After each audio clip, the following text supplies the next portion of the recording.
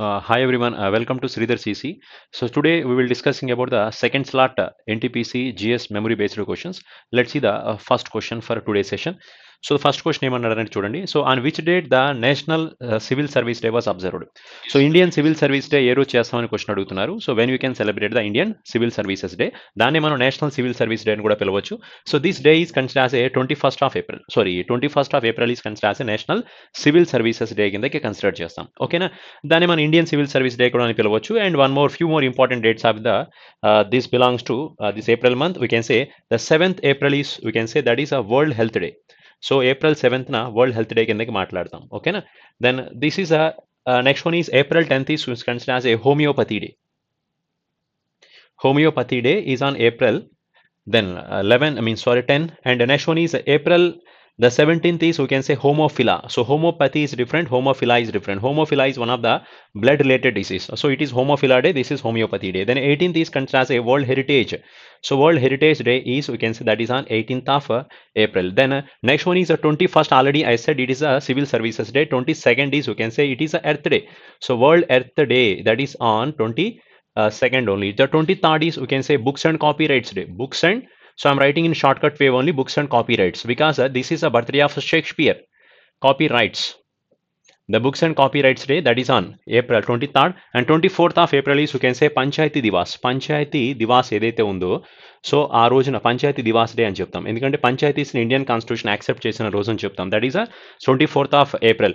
That is 73rd amendment and 74th amendments ఉన్నాయి కదా panchayats and municipalities గురించి మాట్లాడేది. ద 1992లో అప్రూవ్ అయిన అమెండ్మెంట్స్ ఏవైతే ఉన్నాయో దాంట్లో పంచాయతీస్ యాక్సెప్ట్ చేసింది 24th ఆఫ్ ఏప్రిల్ అని మాట్లాడుతాం అన్నమాట. So that's way this is 24th is consider as a Panchayati Diwas day.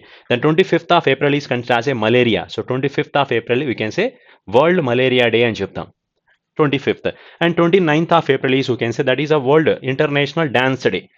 So international dance day ఏమవుతుంది, that is on 29th of April అంటాం. సో అలాగే the 28th of April is also there. Worker memorial day అనేది 28th అంటాం. Workers memorial day is on April 28th.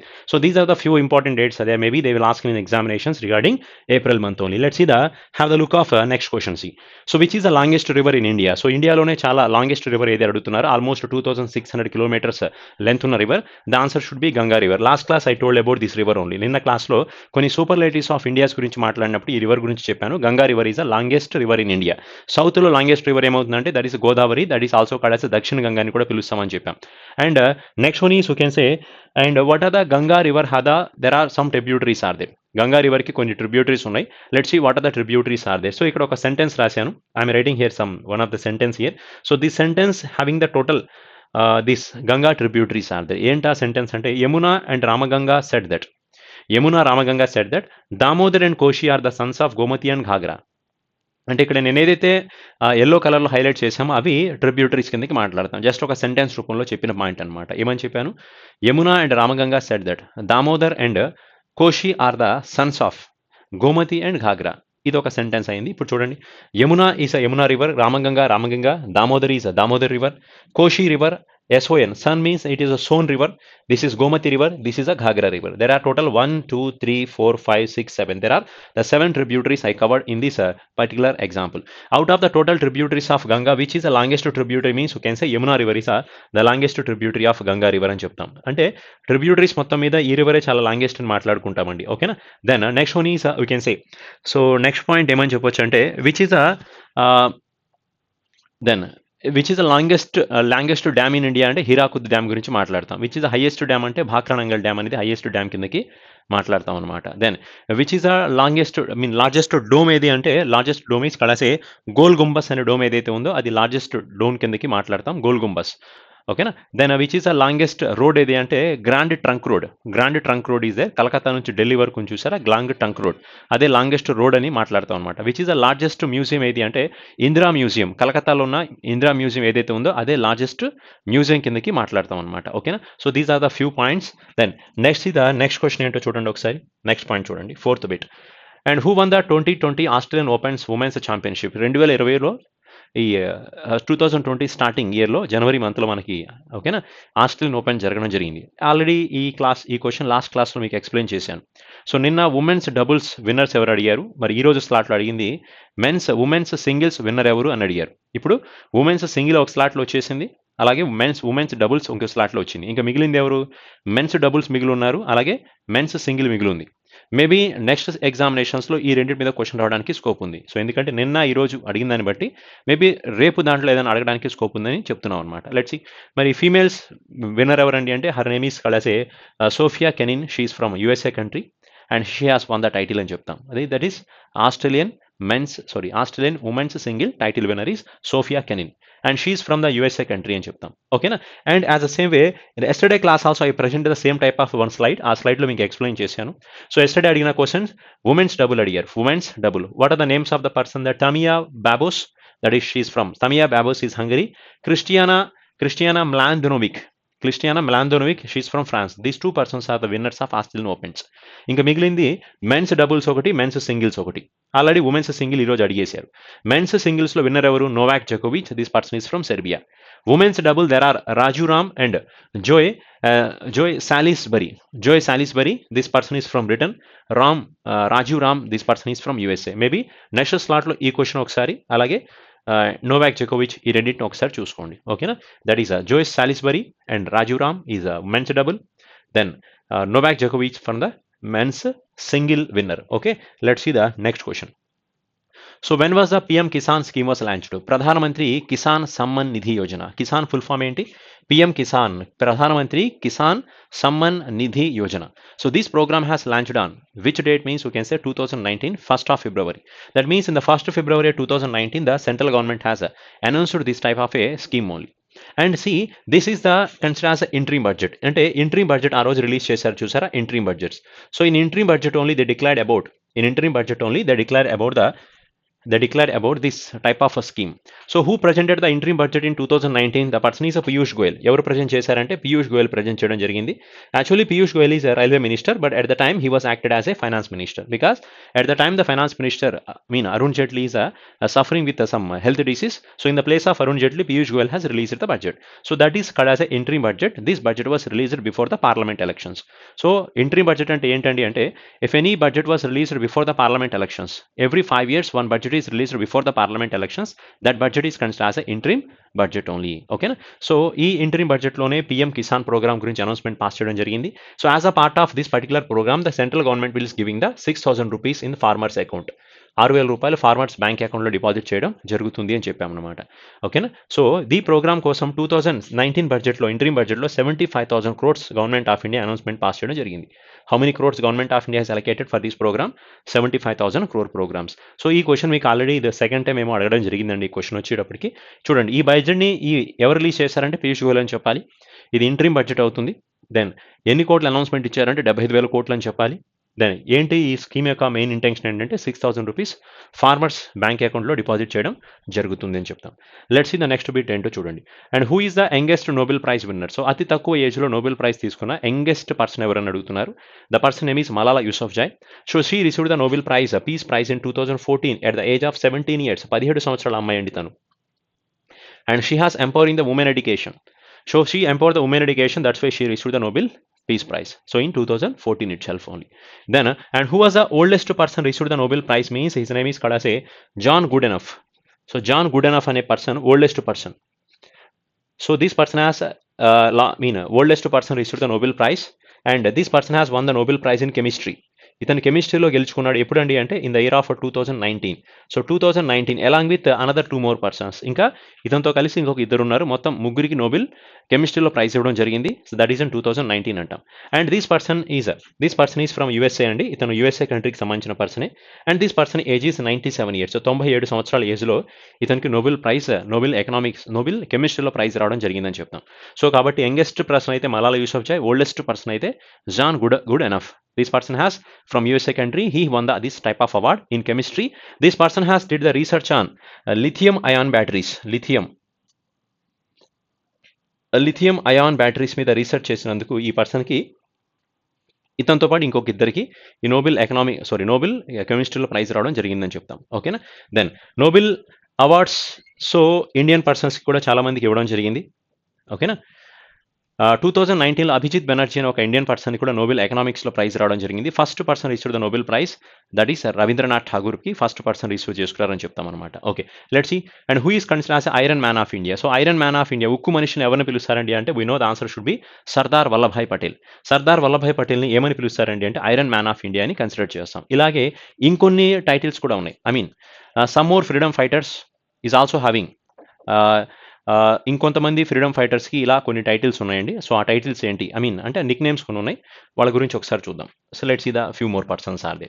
So father of Indian unrest అని ఎవరిని పిలుస్తారు? Who is considered as a father of Indian unrest?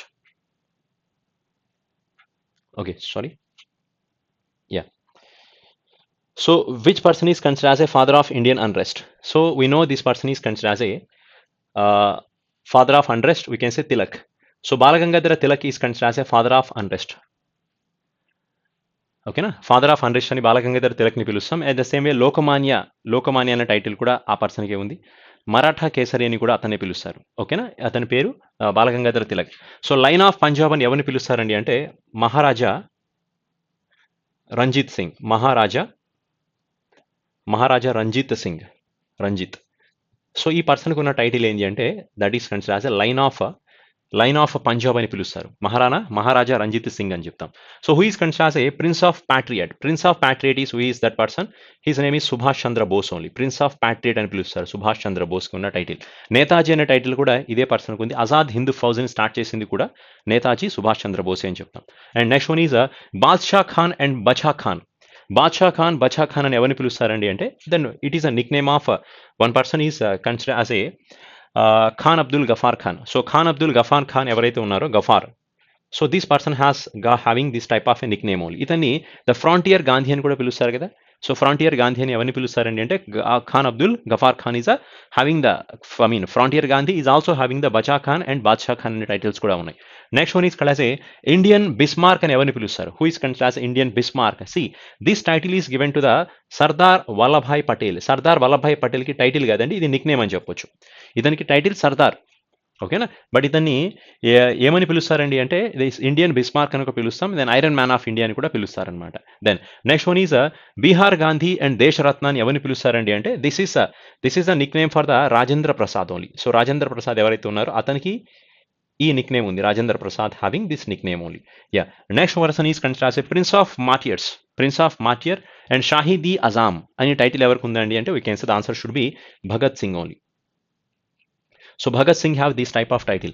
So Bengal Tiger, Bipin Chandra Pal. So this person has considered as a Bengal Tiger and పిలవడం జరుగుతుంది. Then so Iron Lady of India and Priyadarshini, that answer should be Indira Gandhi. Indira Gandhi ni Iron Lady అంటాం. Iron Man అయితే Sardar Vallabhbhai Patel, iron lady అయితే this is for the Indira Gandhi. And ఇంకో coincident తెలుసా, సర్దార్ వల్లభాయ్ పటేల్ ఇందిరా గాంధీకి ఈవిడ చనిపోయిన రోజు, సర్దార్ వల్లభాయ్ పటేల్ పుట్టినరోజు రెండు ఒకే రోజు, that is October 31st. So okay, October 31st is a birth anniversary of Sardar Vallabhbhai Patel and it is a death anniversary of Indira Gandhi. And and Iron Lady Indira Gandhi avutaru, Priyadarshini ante kuda nickname for Indira Gandhi only. Then October 31st అనేది Sardar Vallabhbhai Patel పుట్టినరోజు కాబట్టి the day was declared as a national unity day కిందకి declare చేశారు. మరి Indira Gandhi birthday ఎప్పుడు అంటే Indira Gandhi birthday is on 19th of November. So because of in 19th of November Indira Gandhi birthday, the day was announced as a national integration day. This is a national integration day. Then Sardar Vallabhbhai Patel birthday is national unity day కిందకి మాట్లాడతాం. ఓకేనా, let's see the next one is Mahamana prince of beggars. Mahamana and prince of beggars అనే nickname ఎవరిదండి అంటే this is a nickname for Madan Mohan Malviya. ఇది మదన మోహన మాల్వేకి ఉన్న ఒక Nick name అని చెప్తాం. ఓకేనా, that is a prince of beggars అంటాం, లేదా మహామనా అనే టైటిల్ కూడా ఈ పర్సన్కే ఉందని చెప్తాం. So these are the few more titles of some freedom fighters of India. Then let's see the next question చూద్దాం. So what is the outermost layer of earth? Earth యొక్క అవుటర్ మోస్ట్ లేయర్ ఏంటి అని అడుగుతున్నారు. ఎందరికి తెలిసిందే కదా, ఎర్త్కి 3 layers ఉంటాయి. The crust, mantle and core. There are 3 layers are there for earth. See what are the 3 layers are there? So there are 3 layers. First layer is, you can say, this is called as a crust. So next layer is this is considered as a mantle. So mantle. This layer is considered as a core. There are 3 layers are there for earth only. There are 3 layers are there. So he asked the question, so what is the outermost layer? The answer should be crust అవుతుంది. And ఇంకో చూడండి, so this crust will have the like continental crust అని, crust లో మనకి almost this is having the how much of a length 0 to 40 kilometers. This is a length only. Out of 0 to 40 kilometers of a length 35 kilometers is there, that is continental crust అంటాం. And 36 to 40. So last ఏదైతే ఉందో 5 కిలోమీటర్స్ని ocean crust అని పిలుస్తాం. ఓకేనా? And this crust will have the continental crust and ocean crust. 0 to 35 is the continental crust. అక్కడ నుంచి తర్వాత 40 వరకు అంటే లాస్ట్ 5 కిలోమీటర్స్ ఏదైతే ఉందో దాన్ని ఓషనిక్ క్రస్ట్ అని పిలుస్తాం. And here the continental crust, the what are the metals are presented means that is we can say silicon plus aluminium will be presented. దేంట్లో ఉంటాయి? This is in continental crust. ఇక్కడ CC అని రాశానండి, అంటే continental crust అంటాం. Then అలాగే oceanic crust ఏదైతే ఉంటుందో, ఓసి అంటే ఓషనిక్ క్రస్ట్ అంటాం. So this is you will have the silicon and magnesium అనేది ఏదైతే ఉంటుందో, silicon and magnesium, silicon and magnesium that is present in the oceanic crust అని చెప్తాం. కానీ కాంటినెంటల్ ఎక్కువగా ఈ క్వశ్చన్ అడుగుతారు, ఎక్కువగా మనకి క్రస్ట్లో ఏ ఎలిమెంట్స్ ఎక్కువగా ఉంటాయి, ఏది ఎక్కువగా దొరుకుతాయండి అంటే మినరల్స్ ఏవి ఉంటాయంటే సిలికాన్ అండ్ అల్యూమినియం గురించి మాట్లాడతాం అనమాట.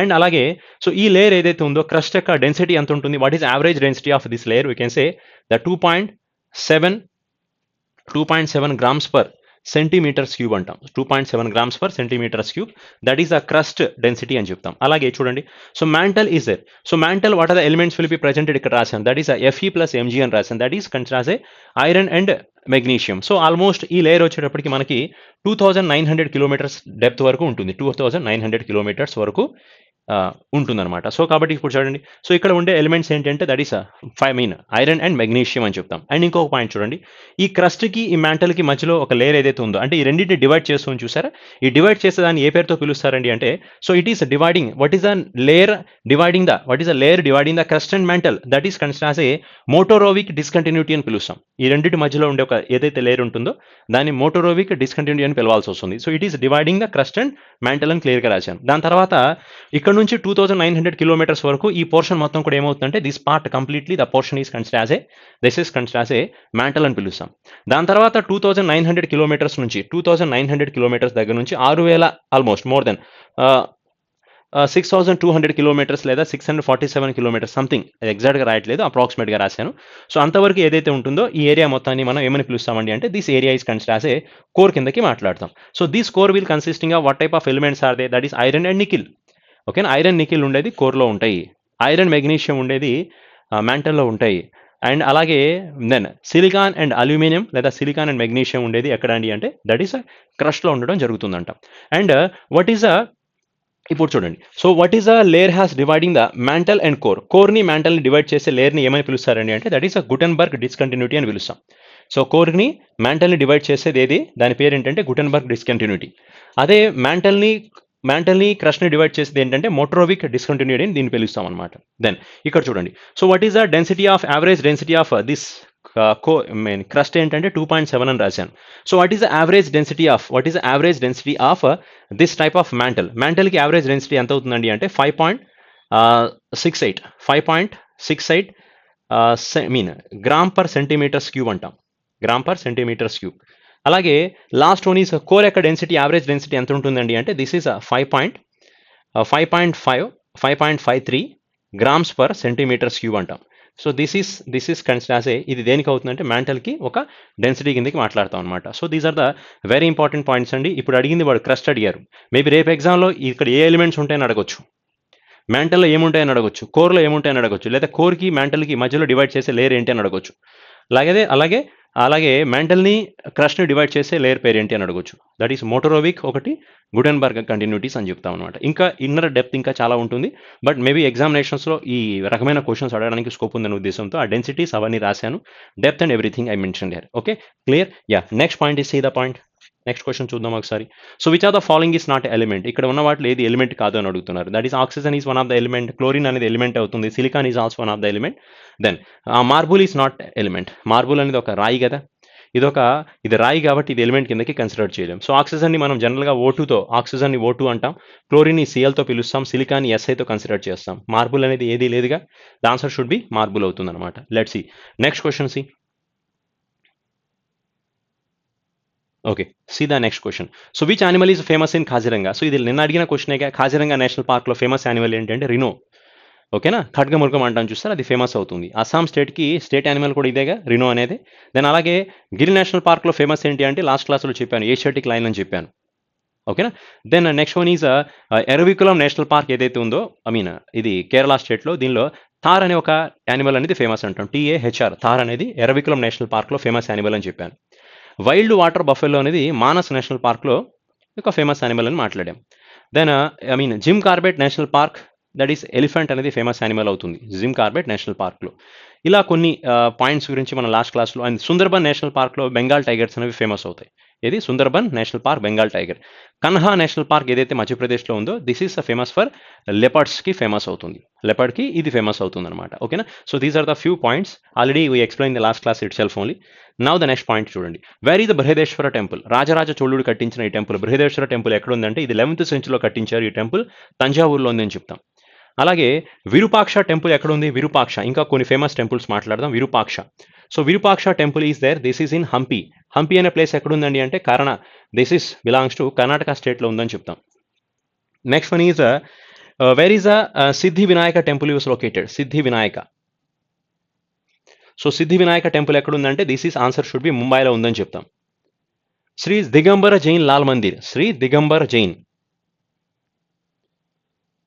సో దిగంబర్ జైన్ లాల్ మందిర్ ఇది ఎక్కడ ఉంది? శ్రీ దిగంబరం జైన్ లాల్ మందిర్ అంటే దిస్ ఇస్ బిలాంగ్స్ టు ఢిల్లీలో ఉందని చెప్తాం. Shri Digambar Jain Lal Mandir belongs to Delhi. Virupaksha is Hampi, Siddhi Vinayaka temple is Mumbai, Shri Digambar Jain Lal Mandir should be we can say Delhi అని చెప్తాం. And next one is we can say then Vaishno Devi temple ఇది అస్సాం, వైష్ణోదేవి ఈజ్ జమ్మూ కాశ్మీర్లో ఉంది. కేదారినాథ్ టెంపుల్ ఎక్కడ ఉందంటే ఉత్తరాఖండ్ స్టేట్లో కేదారినాథ్ టెంపుల్ ఉందని చెప్తామన్నమాట. దెన్ ఇలా కొన్ని ఫేమస్ టెంపుల్స్ ఉన్నాయండి. అలాగే మిగతా టెంపుల్స్ అని మనకు తెలిసిందే కదా. మీనాక్షి టెంపుల్ గురించి తెలుసు, సన్ కోనార్క్ టెంపుల్ అని, లింగరాజ సన్ టెంపుల్ అవ్వచ్చు, Lingaraja temple, sun Konark temple, Puri Jagannatha Swami temple అవ్వచ్చు, దెన్ కాశీ విశ్వనాథ స్వామి టెంపుల్ కానీ, తిరుపతి బాలాజీ టెంపుల్ అవ్వచ్చు, శ్రీ అనంత పద్మనాభ స్వామి టెంపుల్స్ కానీ, ఇవన్నీ తెలిసిన టెంపుల్స్ ఏనండి. But these are the maybe ఇవి కూడా చాలా మందికి తెలిసి ఉండొచ్చు. విరూపాక్ష, సిద్ధి Vinayaka and Siddhi Digambara Jain Lal Mandir, this is Delhi అని చెప్తాం. ఓకేనా? Then next point is you can see and Gomateshwara temple కూడా ఒక ఫేమస్ టెంపుల్ ఉంది. Gomateshwara temple is in Karnataka state అని చెప్తాం. ఓకేనా? నెక్స్ట్ పాయింట్ చూడండి. So which article 78, as per the article 78 who inform the affairs of union government to president of India? So ఈ article ప్రకారం, ఓకేనా, సో ప్రెసిడెంట్ ఆఫ్ ఇండియాకి మొత్తం ఎవరు ఇంటిమేషన్ ఇస్తారు? So as per this article total affairs, so union government యొక్క affairs అవ్వచ్చు, council of ministers యొక్క డెసిషన్స్ కానీ, ఓకేనా, ఈ కౌన్సిల్ ఆఫ్ మినిస్టర్ తీసుకున్న డెసిషన్స్ అవ్వచ్చు, యూనియన్ గవర్నమెంట్ చేసే పనులు కానీ, ఇవంతా కూడా ప్రెసిడెంట్కి రిప్రజెంట్ చేస్తాం, ప్రెసిడెంట్కి చెప్తాం జరుగుతుంది. ఎవరు చెప్తారని అడుగుతున్నారు? The answer should be the prime minister of India. So prime minister of India is intimating the total informations to the president of India. So as per the article 78 of Indian constitution అంటాం. ఎందుకంటే మన ఇండియాలో council of ministers ఉంటారు చూసారా. So prime ministers and council of ministers ఉంటారు. So what type of decisions they are taking, and ఈ decisions president of India సపోర్ట్తో చేయాల్సి వస్తుంది. కాబట్టి వీళ్ళు ఇన్ఫర్మేషన్ని ప్రెసిడెంట్కి పాస్ చేస్తారు. అది ఏ ఆర్టికల్ అండి అంటే 78th article of Indian constitution అని చెప్తాం. దెన్ నెక్స్ట్ పాయింట్ ఒకసారి చూడండి. 77th క్వశ్చన్ చూడండి. So what is the main use of thermometer? So thermometer యొక్క మెయిన్ యూజ్ ఏంటండి అంటే this is used to measure the temperature. So మనం ఫీవర్ వచ్చినప్పుడు థర్మోమీటర్తో చెక్ చేస్తూ ఉంటాం కదా. సో ఫీవర్ వచ్చినప్పుడు థర్మోమీటర్తో చెక్ చేస్తాం కాబట్టి, సో ఇది టెంపరేచర్ని చెక్ చేయడం కోసం యూజ్ చేస్తామని చెప్తాం. అలాగే ఇంతకుముందు క్లాస్లో ఇలాంటివి ఇంకొన్ని మనం మాట్లాడుకుని ఉన్నాం. ఇలాంటి కొన్ని మీటర్స్ అనమాట. ఇవన్నీ ఇంతకుముందు క్లాస్లో మనం చెప్పుకున్నవే. ఏంటది అంటే ఆడియోమీటర్. సో సౌండ్ యొక్క ఇంటెన్సిటీని మెజర్ చేయడం కోసం యూజ్ చేసేది ఆడియోమీటర్స్ అంటాం. బారోగ్రాఫ్ అంటాం. ఈ బారోగ్రాఫ్కి బారోమీటర్కి తేడా ఏంటండి అంటే రెండు కూడా ఎయిర్ ప్రెజర్ని కౌంట్ చేసేవే. కాకపోతే సో ఇట్ ఈస్ అట్మాస్ఫియరిక్ ప్రెజర్ని రికార్డ్ చేసేది బారోగ్రాఫ్ అవుతుంది. It is recording the atmospheric pressure. It is measuring the atmospheric pressure. It will measure the atmosphere pressure, it will record the atmospheric pressure. So అది రెండింటికి difference అవుతుంది. Then క్యాలోరీమీటర్ అనేది colour యొక్క ఇంటెన్సిటీని identify చేయడం కోసం it will measure the intensity of colour, that is called calorimeter. పేరులో ఉంది calorimeter అని. సో ఎండోస్కేప్ అంటే మీనింగ్ ఏంటంటే it is using this type of measurement they are looking the internal body parts only. So దీన్ని use చేసి body పార్ట్స్ని scan చేయొచ్చు. So body పార్ట్స్ని చూడొచ్చు అని చెప్తాం. That is considered as endoscope అని చెప్తాం.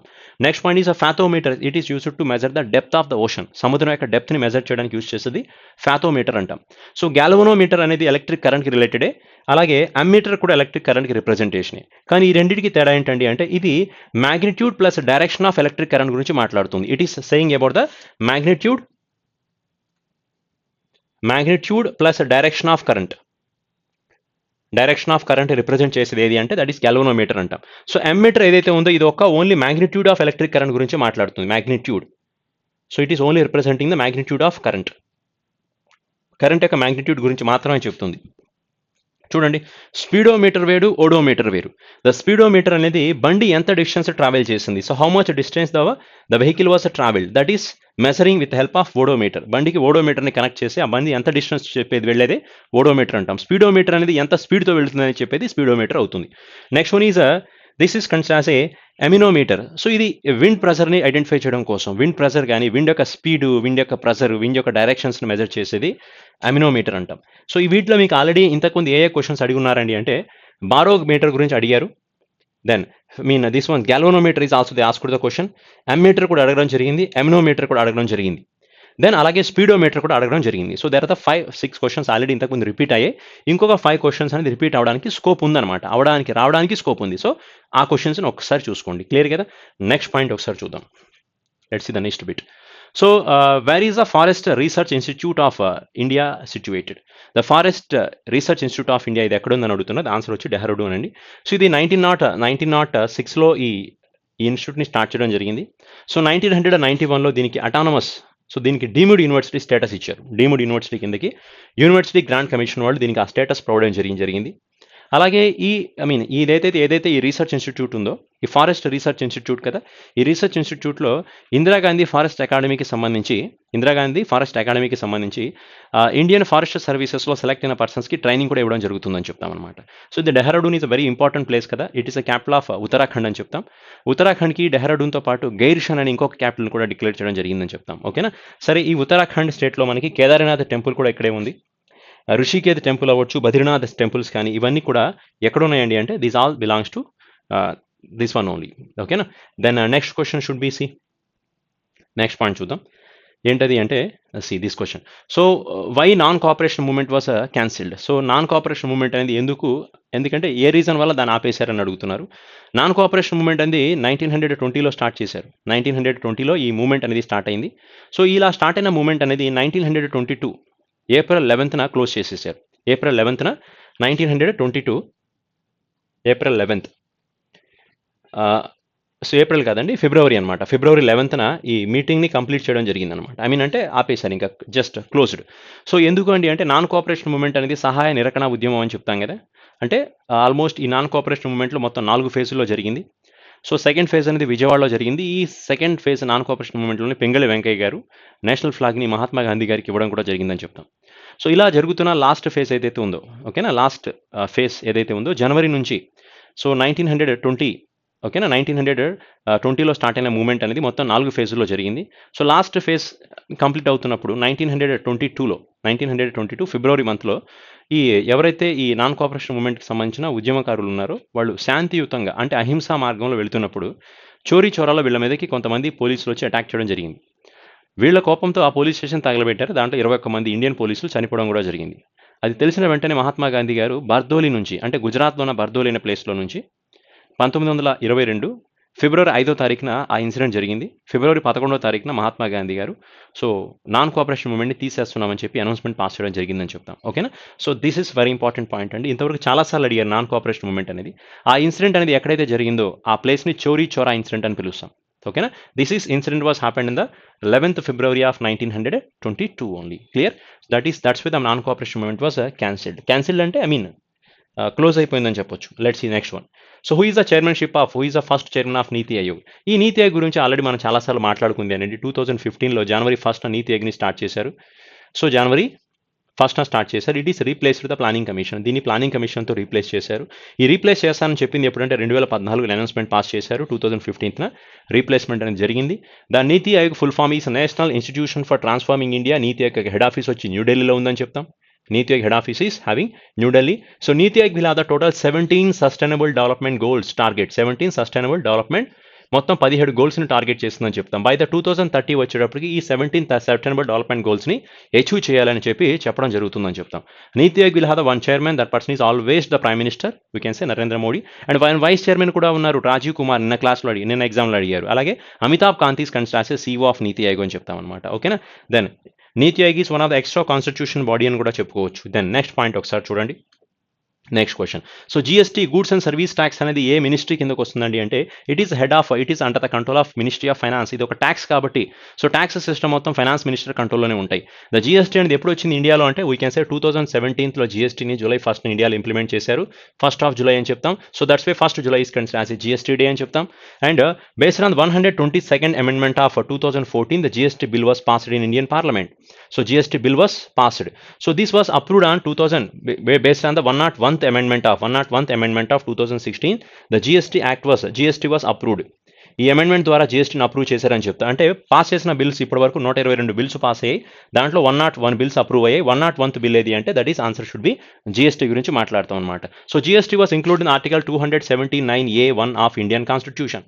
సో ఇది జిఎస్టీ అనేది 279 ఆర్టికల్ A(1)లో దీన్ని జిఎస్టీని ఇంక్లూడ్ చేయడం జరిగిందని చెప్తాం అనమాట. ఓకేనా. సో ఫస్ట్ కంట్రీ జిఎస్టీని ఇంప్లిమెంట్ చేసిన దేశం ఏది అంటే the answer should be France. France అనేది ఫస్ట్ జిఎస్టీని స్టార్ట్ చేసిన దేశం ఏది అంటే ఫ్రాన్స్ కంట్రీ గురించి మాట్లాడతాం అనమాట. ఓకేనా. Then next point should be C. So who was the president of the third Buddhist council. So ఇది బుద్ధిస్ట్ కౌన్సిల్ గురించి అడిగారు. మనకి మొత్తం ఒక 5 బుద్ధిస్ట్ కౌన్సిల్స్ ఉన్నాయి. దాంట్లో 4 బుద్ధిస్ట్ కౌన్సిల్స్ గురించి బాగా ఫేమస్ అని చెప్తాం. సో 5th బుద్ధిస్ట్ కౌన్సిల్ ఏదైతే ఉందో అంత క్లారిటీ ఉండదు ఆ బుద్ధిస్ట్ కౌన్సిల్లో. Let's see the first 4 Buddhist councils ఎక్కడ జరిగాయి, ఐ మీన్ ఎవరు ఆర్గనైజ్ చేశారు, ఎవరు ప్రెసిడెంట్గా యాక్ట్ చేశారు, ఏ ప్లేస్లో జరిగాయి, ఏ సంవత్సరం జరిగాయి, ఇవి మాట్లాడుకుందాం. ఇప్పుడు అడిగింది థర్డ్ బుద్ధిస్ట్ కౌన్సిల్ కదా. ఈ థర్డ్ బుద్ధిస్ట్ కౌన్సిల్ అనేది ఎప్పుడు జరిగిందంటే 251 బిఫోర్ క్రైస్ట్. 251 బీసీలో జరిగింది. సో ఈ సమిట్ని దీన్ని ఆర్గనైజ్ చేసిన పర్సన్ ఎవరంటే the person is Ashoka organise చేశారు. అశోకుడు దీన్ని కండక్ట్ చేశారు. అండ్ ఇక్కడ ప్రెసిడెంట్గా ఉన్న పర్సన్ పేరు మొగాలిపుట్టా తిసా అనే పర్సన్ దీనికి అధ్యక్షుడిగా వహించారు. ఇతను అధ్యక్షుడు, ఇతను ఆర్గనైజ్డ్ అనమాట. దెన్ ఎక్కడ జరిగింది అంటే పాటలీపుత్రలో జరిగింది. Place Pataliputra. Year 251 BC. The person organizer is Ashoka. Then Mogalipattu Tissa, this person is considered as a then president of this third Buddhist council అని చెప్తాం. ఓకేనా. ఇట్స్ ఏ ప్లేస్ గుర్తుపెట్టుకోవాలండి. పాటలీపుత్ర అనేది ప్లేస్ అవుతుంది. చాలా ఇంపార్టెంట్ పాయింట్ అండి పాటలీపుత్ర. ఎస్. సో ఆర్గనైజర్ ఎవరంటే అశోక గురించి చెప్తాం. మొగలిపుట్ట తిసా అనే పర్సన్ దీనికి హెడ్గా యాక్ట్ చేశారని చెప్తాం. అలాగే మిగతా కూడా బుద్ధిస్ట్ కౌన్సిల్స్ గురించి కూడా మేబీ నెక్స్ట్ క్లాస్లో అడగొచ్చు కదా. సో ఒక్కసారి వాటిని కూడా చూద్దామండి. ఫస్ట్ బుద్ధిస్ట్ కౌన్సిల్ ఎక్కడ జరిగిందంటే రాజగృహలో జరిగింది. 483 BCలో జరిగింది Rajagriha. Then who was the person has organizer for this one is considered as Ajatasattu organize చేశారు దీన్ని. Then president is called as a Mahakashyapa is the president of this event. అదేవిధంగా place Rajagriha. ఓకేనా. Ajatashatru is organiser.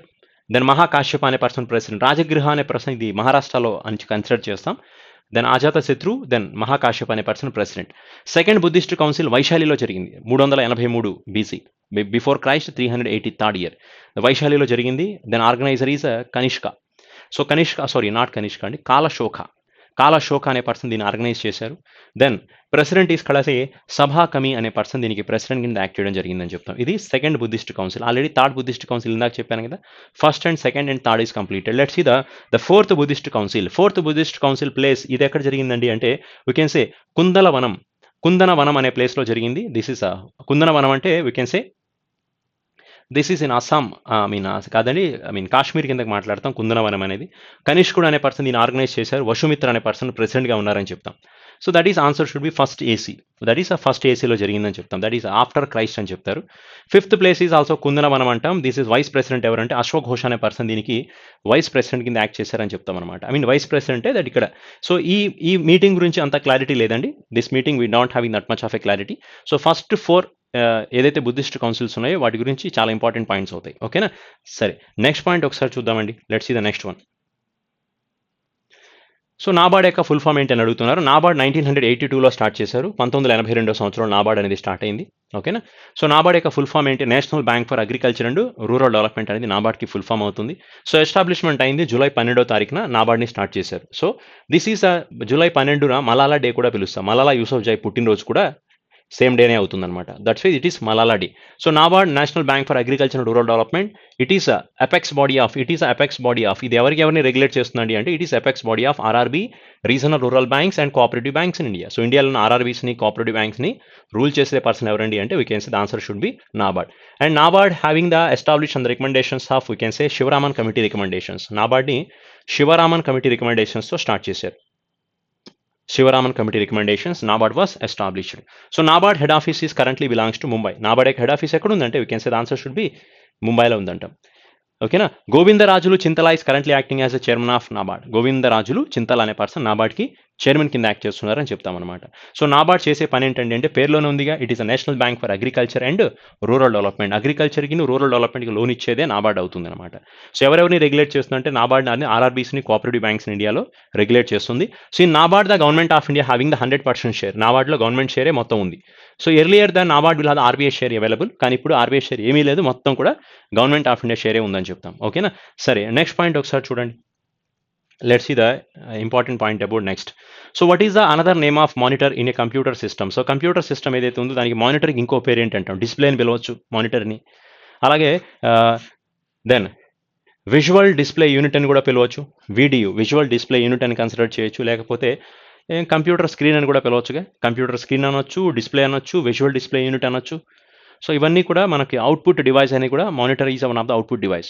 So అక్కడ ఉన్న options బట్టి ఈ క్వశ్చన్కి మనం ఆన్సర్ చేయాల్సి వస్తుంది. వాడు విజువల్ డిస్ప్లే యూనిట్ ఇచ్చాడా, డిస్ప్లే యూనిట్ అన్నాడా, లేకపోతే మానిటర్ అని పిలిచాం లేకపోతే దాన్ని ఏమిటది ఇంకోటి చెప్పాను కంప్యూటర్ డిస్ప్లే అని చెప్పి అన్నాడా, లేదా లైట్ ఎమిటింగ్ డయోడ్ అన్నాడా, లిక్విడ్ క్యాథోడ్ రే ట్యూబ్ అని చెప్పి అన్నాడా. సో సో సిఆర్టీస్ రకరకాల పేర్లు ఉన్నాయి కదా. సో ఆప్షన్ బట్టి దీన్ని మనం ఆన్సర్ చేయాలి. But we know it is one of the output device కదా. దెన్ నెక్స్ట్ పాయింట్ చూడండి ఒకసారి. Let's see. So what is the 6th largest country in the world. ప్రపంచంలోనే 6వ పెద్ద దేశం ఏది అని అడుగుతున్నారు. ద ఆన్సర్ వచ్చేటప్పటికి Australia is the 6th largest country అంటాం. మరి which is the first largest country ఏదండి అంటే we can say the answer should be Russia కదా. రష్యా అనేది ఫస్ట్ లార్జెస్ట్ కంట్రీ అవుతుంది. సెకండ్ లార్జెస్ట్ కంట్రీ ఏమవుతుందంటే that is called as a Canada is the second largest country. Canada యాక్చువల్గా third largest country కిందకి మనం China అనేది చెప్పేవాళ్ళం. China is third largest అని చెప్తాం. ఫోర్త్ వచ్చేటప్పటికి we can say USA is the 4th largest country అని చెప్తాం. Then fifth is we can say Brazil అనేది, Brazil is a 5th. Then Brazil is a 5th. Then 6th is we can say Australia, 6th ఆర్జెస్టియా. 7th వచ్చేటప్పటికి India గురించి మాట్లాడతాం. India అనేది 7th largest country అని చెప్తాం అనమాట. కానీ ఇప్పుడు యుఎస్ఏ అనేది ఇప్పుడు థర్డ్ ప్లేస్లోకి వెళ్ళిందండి, అండ్ చైనా అనేది 4th ప్లేస్లోకి వచ్చింది. ఎందుకంటే రీసెంట్గా చైనాలో నుంచి కొంత భూభాగం డివైడ్ అయిపోయింది కాబట్టి దాని పార్ట్లో ఆల్మోస్ట్ చైనా నుంచి కొంత ఏరియా అనేది డివైడ్ అయింది. సో కాబట్టి అది ఎక్స్క్లూడ్ చేసేస్తే చైనా అనేది 4th ప్లేస్లో ఉందని చెప్తాం. ఇప్పుడు యూఎస్ అనేది థర్డ్ లార్జెస్ట్ కంట్రీ అవుతుంది. 4th largest is China. 5th Brazil అవుతుంది. 6th ఆస్ట్రేలియా అవుతుంది. Then 7th countries we can say that is India అనేది 7th ప్లేస్లో ఉందని చెప్తాం అనమాట. Then let's see the next bit ఒకసారి చూడండి. లెట్స్ సీ ఏంటది అంటే, సో సర్వశిక్ష అభియాన్ అనేది ఎప్పుడు స్టార్ట్ చేశారని అడుగుతున్నారు. యాక్చువల్గా సర్వశిక్ష అభియాన్ అనేది 2001 నుంచే మనకి కాన్సెప్ట్లో రన్ చేస్తూనే ఉన్నాలే కానీ, బట్ సర్వశిక్ష అభియాన్ అనేది providing the education to up to 14 years of kids అని మాట్లాడతాం. 14 సంవత్సరాల పిల్ల వరకు, అంటే 6 years నుంచి 14 years వరకు కంపల్సరీ ఎడ్యుకేషన్ ఇవ్వాలి అని చెప్పి సర్వశిక్ష అభియాన్ మాట్లాడాం. That is 86th amendment base చేసుకుని, 86th amendment of 2002, 86th amendment of 2002లో సర్వశిక్ష అభియాన్ గురించి మాట్లాడడం జరిగింది కాబట్టి so answer we mention that is 2002 అని చెప్పాం. అండ్ అలాగే ఇది రైట్ టు ఎడ్యుకేషన్ యాక్ట్ కింద ఎప్పుడు మారిందండి అంటే, రైట్ టు ఎడ్యుకేషన్ యాక్ట్ కిందకి 2010 నుంచి రైట్ టు ఎడ్యుకేషన్ యాక్ట్ అనేది ఇంప్లిమెంటేషన్ జరిగింది. 2009లో అప్రూవ్ వచ్చింది, 2010 నుంచి ఇంప్లిమెంటేషన్ జరిగింది. సో ఇలా రైట్ టు ఎడ్యుకేషన్ యాక్ట్ని ఏదైతే ఉందో దీన్ని ఆర్టికల్ 21A ఇంక్లూడ్ చేయడం కూడా జరిగింది. Article 21A is representing about the right to education act అని చెప్తాం. ఇది ఫండమెంటల్ రైట్స్ ఉన్నాయి చూసారా, this is one of the fundamental right అని చెప్తాం. సో ఫండమెంటల్ రైట్స్ ఆర్టికల్ 12 నుంచి మాట్లాడతాం కాబట్టి so this is contrast 21A is representing about the right to education act అంటాం. సో ఇంతకుముందు ఈ 86th అమెండ్మెంట్ కంటే ముందు ఇది ఒక డైరెక్టివ్ ప్రిన్సిపల్స్ అండ్ స్టేట్ పాలసీస్గా ఉండేది. అక్కడ అప్ టు 6 years వరకు కంపల్సరీ ఎడ్యుకేషన్ అని చెప్పారు. ఇప్పుడైతే అప్ టు 14 years వరకు ప్రతి పిల్లవాడికి కూడా they have to mandatory provide the compulsory education for this type of kids అని చెప్తాం. ఓకేనా. సో దిస్ ఈస్ 2002లో స్టార్ట్ అయింది ఈ ప్రోగ్రామ్ అనేది, సర్వశిక్ష అభియాన్ అని కన్సిడర్ చేస్తాం. దాని కాన్సెప్ట్ ఏంటంటే అప్ టు 14 yearsకి ఎడ్యుకేషన్ ప్రొవైడ్ చేయడం. Let's see the next point you can say. So when were the planning commission was end. Planning commission ఎప్పుడు ఎండ్ అయిందంటే 2014లో ప్లానింగ్ కమిషన్ అనేది ఎండ్ అయిపోయింది. సో ఈ ప్లేస్లో 2015లో మనకి నీతి ఆయోగ్ అనేది స్టార్ట్ చేయడం జరిగిందని కూడా మాట్లాడతాం. సో ప్లానింగ్ కమిషన్ అసలు యాక్చువల్గా ఎప్పుడు స్టార్ట్ అయిందండి అంటే, ప్లానింగ్ కమిషన్ స్టార్ట్ అయింది 2000 కాదు 1950. The March 15 the planning commission was established. మార్చి 15వ తారీఖున ప్లానింగ్ కమిషన్ స్టార్ట్ అయిందండి. అండ్ 2014తో ప్లానింగ్ కమిషన్ ఎండ్ అయిపోయింది. August 15న మోడీ అనౌన్స్మెంట్ ఇచ్చారు దీన్ని రీప్లేస్ చేసేస్తున్నామని చెప్పి. చెప్పినట్టే జనవరి 1, 2015 దీన్ని రీప్లేస్ చేయడం కూడా జరిగింది. సో ప్లానింగ్ కమిషన్ యొక్క కాన్సెప్ట్ ఫస్ట్ ఇచ్చిన పర్సన్ ఎవరంటే మోక్షగుండ విశ్వేశ్వరయ్య. ఎకనామిక్ ప్లానింగ్ గురించి చెప్పిన మొదటి వ్యక్తి ఎవరండి అంటే ద మోక్షగుండ విశ్వేశ్వరయ్య. ఎలా చెప్పాడంటే, ప్లానింగ్ త్రూ ఒక బుక్ రాశారు, ప్లాన్డ్ ఎకనామీ ఫర్ ఇండియా అని. ప్లాన్డ్ ఎకానమీ ఫర్ ఇండియా అనే ఒక పుస్తకం రాయడం జరిగింది. planned economy for India. So through this book, the Moksha Vishwastra has initiated the concept of economic planning. This book was written in the year of 1934. తర్వాత 1934లో ఈ book వచ్చిన తర్వాత 1938లో జవహర్లాల్ నెహ్రూ గారు కొంత ఒక ప్లానింగ్ కమిషన్ స్టార్ట్ చేయాలనుకున్నారు, but due to second world war the plan was postponed. తర్వాత మళ్ళీ 1944 సంవత్సరంలో బాంబే ప్లాన్ని స్టార్ట్ చేశారు. సో కొంతమంది లీడింగ్ ఇండస్ట్రియలిస్టులు కలిసి 1944 మళ్ళీ ఒక గాంధీయన్ ప్లాన్ వచ్చింది. శ్రీమన్నారాయణ పట్సన్ గాంధీయన్ ప్లాన్ని తీసుకొచ్చారు. దాని తర్వాత 1945 సంవత్సరంలో ఎంఎన్ రాయ్ ఒక పీపుల్స్ ప్లాన్ని తీసుకురావడం జరిగింది. 1950లో సర్వోదయ ప్లాన్ని జయప్రకాష్ నారాయణ తీసుకొచ్చారు. ఇవన్నీ ప్లాన్స్లో ఒక సర్వోదయ ప్లాన్ నుంచి కొన్ని పాయింట్లు తీసుకుని ఫైనల్గా ప్లానింగ్ కమిషన్ 1950 మార్చ్ 15వ తారీఖున ఇండియాలో స్టార్ట్ చేయడం జరిగిందని చెప్తాం. సో ఇంతకుముందు ఎగ్జామినేషన్స్లో మనకి ఈ పీపుల్స్ ప్లాన్ని ఎవరు ప్రజెంట్ చేశారని పర్సన్ పేరు అడిగారు, ఎంఎన్ రాయ్ అంటాం. గాంధీయన్ ప్లాన్ని శ్రీమన్నారాయణ అంటే ఒక పర్సన్, అంతేగాని శ్రీమన్నారాయణలో బాలకృష్ణ కాదండి. ఓకేనా. దెన్ నెక్స్ట్ పాయింట్ ఈస్ ఎలా 1950లో సర్వోదయ ప్లాన్ ఎవరు ప్రజెంట్ చేశారండి అంటే the answer should be Jayaprakash Narayan గురించి చెప్పాలి. ఓకేనా. Let's see the have a look about next questions. ఏందో చూద్దామండి. So which are the following mirror is more useful for the dentist. So డెంటిస్ట్లో ఏ మిర్రర్ని ఎక్కువగా యూస్ చేసి చెక్ చేస్తూ ఉంటారండి అంటే మన పంటి యొక్క పొజిషన్, మన పంటిని అబ్జర్వ్ చేయాలంటే వాళ్ళ ఒక మిర్రర్ని యూస్ చేసి చూడాల్సి వస్తుంది. ఎందుకంటే మన లోపల నోట్ లోపల ఎంత చాలా మైనర్ పార్టికల్స్ ఉంటాయో వాటిని మనం నార్మల్ లెన్స్లో చూడలేం కాబట్టి they have to use a concave lenses. So వాళ్ళు కాన్కేవ్ లెన్స్ని యూస్ చేయాలి. కాన్కేవ్ లెన్స్లో చిన్న ఆర్టికల్ కూడా పెద్దదిగా కనబడడానికి స్కోప్ ఉంటుంది కాబట్టి దే ఆర్ యూజింగ్ కాన్కేవ్. ఇదే కాన్కేవ్ ఆప్థమాలజీలో యూస్ చేస్తాం. మన కంటికి సంబంధించిన వాటిని చెక్ చేయడం కోసం కూడా కాన్కేవ్ మిర్రర్స్ని వాడతారు. సో దాని తర్వాత అలాగే వీటిని ఆస్ట్రానమికల్ టెలిస్కోప్లో కూడా వాడతారు. ఆస్ట్రానమికల్ టెలిస్కోప్లో కాన్కేవ్ రే వాడడం జరుగుతుంది. అలాగే షేవింగ్ మిర్రర్స్ ఉంటాయి కదా, బార్బర్ షాప్లో ఉండే షేవింగ్ మిర్రర్స్ కూడా ఈ కాన్కేవ్ లెన్సెస్ ఎక్కువగా యూస్ చేస్తాం. మరి కాన్వెక్స్ ఎక్కడ యూస్ చేస్తారంటే బండికి ఉండే సైడ్ మిర్రర్లు అవేగా. కార్ సైడ్ మిర్రర్ కానీ, బైక్ మిర్రర్లు అవ్వచ్చు, ఇండస్ట్రియల్లో వాడే మిర్రర్లు కానీ, మన సీసీ కెమెరాలు కానీ, ఇవన్నీ కూడా కాన్వెక్సే అవుతాయి. ఓకేనా. సరే, నెక్స్ట్ క్వశ్చన్ ఒకసారి చూడండి. Let's see the next bit. So to blinking the symbol on the computer screen is. So computer screen మీద బ్లింక్ అవుతున్న సింబల్ ఏమంటారండి అంటే ఏమంటామండి, ఇంకా కర్సర్ తప్ప, కర్సరే కదా దానికి answer. So they are asking the question regarding cursor. So కాబట్టి కంప్యూటర్ స్క్రీన్ మీద బ్లింక్ అయ్యేదాన్ని ఏమంటామండి అంటే కర్సర్ అని పిలుస్తామన్నమాట. Let's see the next questions. Which states are sharing the boundary with Nepal. నేపాల్తో A states boundary share చేసుకుంటున్నాయి? That is answer should be Sikkim అవ్వచ్చు. Next point is ఒకటి ఉత్తరాఖండ్ అవ్వచ్చు, దట్ ఈస్ బంగ్లాదేశ్ అవ్వచ్చు, వెస్ట్ బెంగాల్ అవ్వచ్చు. ఓకేనా. That is Sikkim, Uttarakhand, Bangladesh, West Bengal and Uttar Pradesh only, UP, Uttar Pradesh. So these are the states are sharing the boundary with Nepal only. నేపాల్తో ఇవే boundaries అనేవి షేర్ చేసుకుంటూ ఉంటాయి. మరి మన పాకిస్తాన్తో మనకి ఏ రాష్ట్రాలు బౌండరీ షేర్ చేస్తున్నాయి పాకిస్తాన్తో?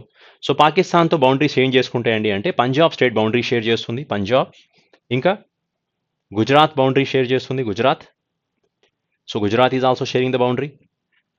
Rajasthan state has sharing the boundary, Rajasthan. And next one is Jammu Kashmir. So Jammu and జేఎండ్కే. So ఇవన్నీ కూడా మనకి పాకిస్తాన్తో బౌండరీ షేర్ చేసుకుంటున్నాయి. సో ఆఫ్ఘనిస్తాన్తో బౌండరీ షేర్ చేసుకున్న దేశం ఏ రాష్ట్రం అండి అంటే ఆఫ్ఘన్తో బౌండరీ షేర్ చేసుకుని ఒక్క జమ్మూ అండ్ కాశ్మీర్ తప్ప ఇంకొక రాష్ట్రం లేదని చెప్పొచ్చు, Jammu Kashmir only. And which are the states are sharing the boundary with China. చైనాతో మనం ఏ స్టేట్లు బౌండరీ షేర్ చేసుకుంటున్నాయి? That is answer should be we can say Jammu Kashmir, J and K ఒకటి. అండ్ ఉత్తరాఖండ్ స్టేట్ అంటాం, ఉత్తరాఖండ్ స్టేట్ బౌండరీ షేర్ చేసుకుంటుంది. Sikkim is also sharing the boundary, Sikkim state, Uttarakhand ఒకటి, సిక్కిం ఒకటి. ఓకేనా. Jammu Kashmir, Uttarakhand, Sikkim, Himachal Pradesh state boundary share చేసుకుంటుంది. And Arunachal Pradesh state is also sharing the boundary అంటాం. జమ్మూ కాశ్మీర్ ఒకటి, ఉత్తరాఖండ్ ఒకటి, సిక్కిం ఒకటి, హిమాచల్ ప్రదేశ్ అండ్ అస్సాం. సో మీరు ఈ మన ఇండియా మ్యాప్కి ఇప్పుడు మనం ఇండియా మ్యాప్ని అబ్జర్వ్ చేసినప్పుడు ఈ ఏరియాలోనే కదా మనకి చైనా ఉండేది. సో ఈ చైనా ఈ ఏరియాలో ఉంటుంది కాబట్టి ఇక్కడ మనకి జమ్మూ కాశ్మీర్ స్టేట్ ఉంది, ఇక్కడ ఉత్తరాఖండ్ స్టేట్ ఉన్నాయి, అలాగే సిక్కిం స్టేట్ మాట్లాడతాం, అరుణాచల్ ప్రదేశ్ స్టేట్ మాట్లాడతాం, ఇక్కడ మనకి హిమాచల్ ప్రదేశ్ స్టేట్ కూడా ఉన్నాయి. సో ఈ 5 రాష్ట్రాలు మనకి నేపాల్ దేంతో చైనాతో బౌండరీస్ని షేర్ చేసుకుంటూ ఉంటాయి. దెన్ అలాగే మయన్మార్తో బౌండరీ ఏది షేర్ చేసుకుంటుంది? Which of the states are sharing the boundary with Myanmar. So మయన్మార్తో బౌండరీస్ షేర్ చేసుకునేవి ఏది అంటే that answer should be then Assam. ఓకేనా. నాగాల్యాండ్ స్టేట్ అవ్వచ్చు, నాగాల్యాండ్ ఒకటి, Manipur,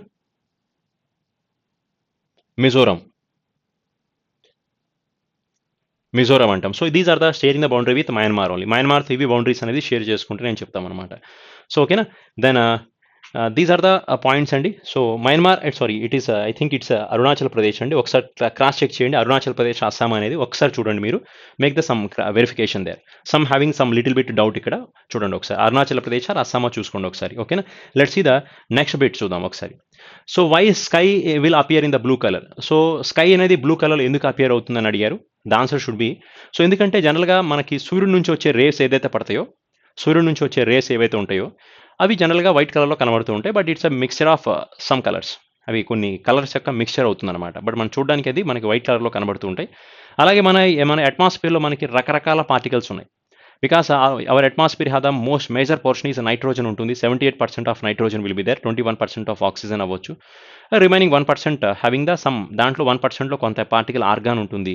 some particle will be carbon dioxide, carbon monoxide, చిన్న చిన్న పార్టికల్స్ మొత్తం కలిసి అట్మాస్ఫియర్లో తిరుగుతూ ఉంటాయి. ఎప్పుడైతే ఈ లైట్ రేస్, సన్ నుంచి వచ్చే లైట్ రేస్ ఏదైతే వీటి మీద పడుతుందో, వీటిలో జరిగే కొన్ని రియాక్షన్స్ వల్ల ఏమవుతుందండి అంటే మనకి ఎర్త్ అనేది జనరల్గా స్కై అనేది మనకి బ్లూ కలర్లో కనబడుతూ ఉంటుంది. జనరల్గా మనకి రెడ్కి ఎక్కువ వేవ్ లెంత్ ఎక్కువగా ఉంటుంది, వైలెట్ కలర్కి అండ్ బ్లూ కలర్కి వైలెట్స్ అనేది వేవ్ లెంత్ అనేది కొంచెం తక్కువగా కనబడుతుంది. సో ఏవైతే ఈ కెమికల్స్, ఏవైతే ఈ పార్టికల్స్తో వీటిలో అప్లై అవ్వడం వల్ల మన స్కై అనేది ఏ కలర్లో కనబడుతుందండి అంటే బ్లూ కలర్లో కనబడడం జరుగుతుంది అనమాట. సో ఓకేనా. సరే, నెక్స్ట్ పాయింట్ ఒకసారి చూడండి. Next C.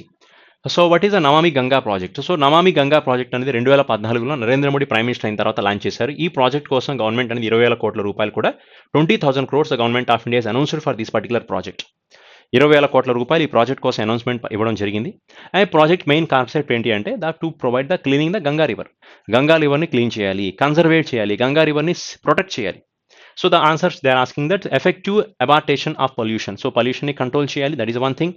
And conservation and rejuvenation of national river Ganga రివర్ని కన్జర్వ్ చేయాలి. రీజోనవేషన్స్ అంటే మళ్ళీ దాన్ని ప్యూర్గా కంప్లీట్గా క్లీన్ చేయాలని చెప్తున్నారు అనమాట. That is the main concept of this Namami Ganga. So ఈ ప్రాజెక్ట్ 2014లో స్టార్ట్ చేసి 20,000 కోట్ల రూపాయలు ఈ ప్రాజెక్ట్కి అనౌన్స్మెంట్ ఇచ్చారు. సో 2021లో ఈ ప్రాజెక్ట్ అనేది కంప్లీట్ అవుతుంది. బై 2022 నుంచి నమామి గంగా 2.0 అనే ప్రాజెక్ట్ని కూడా స్టార్ట్ చేయబోతున్నారు. సో కాన్సెప్ట్ ఏంటో తెలిసింది కదా. సో గంగా రివర్ని ఎందుకు క్లీన్ చేయాల్సి వస్తుందండి అంటే Ganga river is a major, it is giving the support for 40% of Indian population. 40% public ఈ గంగా రివర్ మీద డిపెండ్ అయిన చెప్తాం. లాంగెస్ట్ రివర్ కదా గంగా రివర్ అనేది. 5,600 కిలోమీటర్, 2,600 కిలోమీటర్స్ ప్లస్ ఇది ఫ్లో అవుతుంది రివర్ అనేది.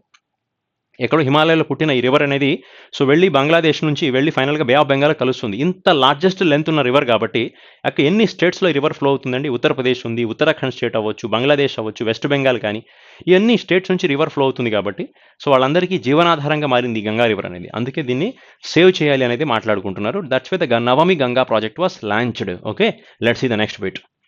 నెక్స్ట్ పాయింట్ చూడండి. So what is the main function of lungs. Lungs యొక్క మెయిన్ ఫంక్షన్ ఏంటండి? లంగ్స్ చేసే పని ఏంటి? ప్యూరిఫై చేయడం. ఎయిర్ని ప్యూరిఫై చేసి మంచి ఎయిర్ని లోపలికి పంపిస్తారు. ఈ ఏదైతే బ్యాడ్ ఎయిర్ ఏదైతే ఉందో దాన్ని మళ్ళీ బయటికి పంపించడం జరుగుతుంది. అంతేగా. That is called as to move the fresh air into our body life, our body parts, while removing the waste gases. So మనం పీల్చే గాలిలో ఉన్న వేస్ట్ మొత్తాన్ని క్లీన్ చేసేసి, ఇది ఒక ఫిల్టరేషన్ అనమాట. మనకి లంగ్స్ అనేవి ఫిల్టర్సే కదా. సో ఎయిర్ని ఫిల్టర్ చేసి ప్యూర్ ఎయిర్ని లోపలికి పొల్యూటెడ్ ఎయిర్ని బయటికి పంపించేస్తుంది. సో వేస్టేజ్ మొత్తాన్ని అవుట్కి బయటికి, దెన్ ప్యూర్ ఎయిర్ని ఇన్సైడ్కి పంపించడం. That is the main functionalities of this lungs. Next show points. Which are the following summit India have not the membership. So ఏ సమిట్లో ఇండియా లేదు అంటున్నారు. సో కింద ఇచ్చిన వాటిలో ఏ సమిట్లో ఇండియా సభ్యత్వం కాదు అని అడుగుతున్నారు. ద ఆన్సర్ వచ్చేటప్పటికి మనకి బ్రిక్స్లో ఇండియా ఉంది. Brazil, Russia, India, China, South Africa. The answer, so here Brazil India will be there. G20 is also India ఉంది. G20లో కూడా ఇండియా కనబడుతుంది. సో గురూజీ अब सीता SSC FCA में काम करती है. ఇది ఒక కోడ్ అనమాట G20 కంట్రీస్కి. గురూజీ అబ్ సీతా SSC FCA में काम करती है. ఇక్కడ మొత్తం 20 లెటర్లు ఉన్నాయి, 20 దేశాలని రిప్రజెంట్ చేస్తాయి. This is Germany, USA, Russia, UK, Japan, India. ఇది ఇండియా. ఆస్ట్రేలియా అవ్వచ్చు, బ్రెజిల్ అవ్వచ్చు. దిస్ ఈస్ సౌత్ ఆఫ్రికా అంటాం. దిస్ ఈస్ ఇండోనేషియా అని చెప్పొచ్చు. టర్కీ అంటాం. ఇది అర్జెంటీనా. ఇది ఆస్ట్రేలియా కదా, ఇది అర్జెంటీనా. ఇది సౌత్ ఆఫ్రికా అన్నాను కదా, ఇది సౌదీ అరేబియా, ఇది సౌత్ కొరియా, ఇది కెనడా, ఇది ఫ్రాన్స్, ఇది చైనా, ఇది Italy. This is Mexico, this is European union. So కాబట్టి ఇక్కడ ఇండియా ఇక్కడ కూడా ఉంది. దెన్ సార్క్లో చూడండి, సార్క్లో ఇండియా ఉందా లేదా? That is code will be MBBS Spain. So MBBS Spain. So ఇక్కడ కూడా ఇండియా ఉంది, that is Maldives, Bhutan, Bangladesh, Sri Lanka, Pakistan, Afghanistan, India and Nepal. ఇక్కడ కూడా ఉంది. సో లేనిది ఏది అంటే G7 కంట్రీస్లో ఇండియా అనేది లేదు. G7లో ఇండియా లేదండి. సో ఇక్కడ ఏబిసి ఎఫ్జి ఐజే అని చెప్పొచ్చు. ఐజే ఇది కోడ్ అనమాట. ABC FG IJ. ఏబిసి అంటే ఇది అమెరికా అంటాం, ఇది బ్రిటన్ అంటాం. America, Britain. ఇది అంటే యూకే, ఇది యుఎస్ఏ. దిస్ ఇస్ కెనడా, ఇది ఫ్రాన్సు, ఇది జర్మనీ, ఇది ఇటలీ, ఇది జపాన్. ఇక్కడ ఏది ఏ అంటే, ఇక్కడ ఏబి అంటే నేను ఇది అమెరికా అని రాశాను, ఇది బ్రిటన్ అని రాశాను. అంటే ఇది USA, this is USA and this is UK అని చెప్తాం. This is UK, this is Canada, this is France, this is Germany, this is Italy, this is Japan. So ఇక్కడ ఇండియా లేదుగా. G7లోనే కాదండి, ఏషియన్ సమిట్లో కూడా ఇండియా లేదు. Asian summit is also India is not there. Asian summit is also India is not there. NATO సమిట్లో కూడా India లేదు. నాటోలో మొత్తం 30 దేశాలు ఉన్నాయి, దీంట్లో ఇండియా లేదు. ఏషియన్ సమిట్లో 10 కంట్రీస్ ఉన్నాయి, ఇక్కడ కూడా ఇండియా అనేది లేదనమాట. అలాగే G7 సమిట్లో కూడా ఇండియా అనేది లేదని చెప్తాం. ఓకేనా? సరే, నెక్స్ట్ క్వశ్చన్ ఒకసారి చూసుకోండి. Let's see the question for today. ఈరోజు లాస్ట్ క్వశ్చన్ అండి ఇది. So when did the lunar eclipse was occur? Lunar eclipse అనేది ఎప్పుడు జరిగింది? When did the lunar eclipse was అంటే ఎలా ఫామ్ అవుతుందని క్వశ్చన్ అడుగుతున్నారు. లూనార్ ఎక్లిప్స్ అంటే దీన్ని మనం ఏమని పిలుస్తాం అంటే చంద్రగ్రహణం అంటాం. సోలార్ ఎక్లిప్స్ని సూర్యగ్రహణం అని చెప్తాం. ఓకేనా? మరి లూనార్ ఎక్లిప్స్ అనేది ఎలా ఫామ్ అవుతుంది, మరి సోలార్ ఎక్లిప్స్ అనేది ఎలా ఫామ్ అవుతుంది అని చెప్తాం. ఇది చంద్రగ్రహణం అన్నాను కదా. జనరల్గా మీకు ఒక విషయం తెలిసిందే, ఏంటది అంటే ఇది సన్ అనుకుందాం. This is sun. We can say this is earth. ఇది ఎర్త్ అనమాట.